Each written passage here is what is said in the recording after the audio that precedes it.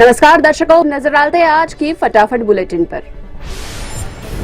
महाराष्ट्र में बुधवार को कोरोना संक्रमण के 67,468 नए मामले सामने आए। संक्रमितों की कुल संख्या बढ़कर 40,27,827 हो गई। 568 लोगों की मौत। इस बीच राज्य सरकार ने नई पाबंदियों का ऐलान किया। ये पाबंदियां बुधवार रात 8 बजे से 1 मई तक लागू रहेंगी। ये पाबंदियां लॉकडाउन की तरह सख्त होंगी। उत्तर प्रदेश में पिछले 24 घंटे में कोरोना के 33,214 मामले सामने आए तथा 184 लोगों की मौत हो गई।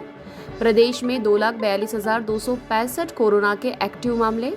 राज्य में आरटी-पीसीआर, एंटीजन व ट्रेनेट से जांच निःशुल्क की जा रही है। एक दिन में कुल 2,25,269 सैंपल की जांच की गई। अब तक कुल 3,88,92,416 सैंपल की जांच की गई। महाराष्ट्र, हरियाणा, पंजाब, राजस्थान समेत कई राज्य मेडिकल ऑक्सीजन की कमी से जूझ रहे हैं। ये सभी राज्य अपने कोटे की ऑक्सीजन बढ़ाने की मांग कर रहे हैं। केंद्र ने कहा कि देश में 7,500 मीट्रिक टन ऑक्सीजन का उत्पादन किया जा रहा है। 6,600 मीट्रिक टन ऑक्सीजन राज्यों को आवंटित। दिल्ली में ऑक्सीजन की किल्लत होगी खत्म। केंद्र ने दिल्ली के ऑक्सीजन का कोटा बढ़ाया। केजरीवाल बोले धन्यवाद। इससे पहले दिल्ली के उप मुख्यमंत्री मनीष सिसोदिया ने आरोप लगाया था कि हरियाणा सरकार के एक अधिकारी ने फरीदाबाद के एक संयंत्र से दिल्ली की ऑक्सीजन आपूर्ति रोक दी। राजस्थान के मुख्यमंत्री अशोक गहलोत ने बुधवार को कहा कि पूरे देश में कोरोना वायरस प्रतिरक्षण टीकाकरण निःशुल्क होना चाहिए। उन्होंने उम्मीद जताई कि प्रधानमंत्री नरेंद्र मोदी 18 साल से अधिक आयु के लोगों के लिए निःशुल्क टीकाकरण की घोषणा करेंगे। वायुसेना ने बुधवार को कहा कि राफेल विमान की 5वीं खेप फ्रांस से लगभग 8,000 किलोमीटर की दूरी तय कर भारत पहुंच गई है।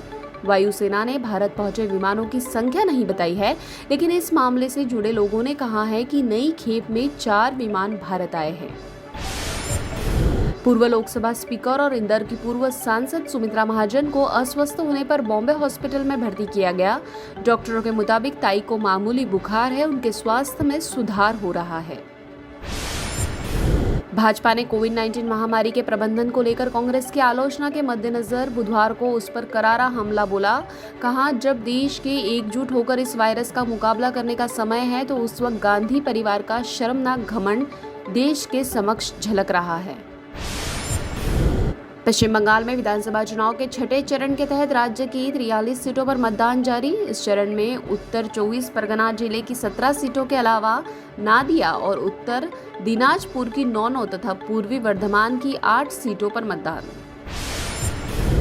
चेन्नई सुपर किंग्स ने बुधवार को इंडियन प्रीमियर लीग के रोमांचक मुकाबले में कोलकाता नाइट राइडर्स पर 18 रन से जीत हासिल की।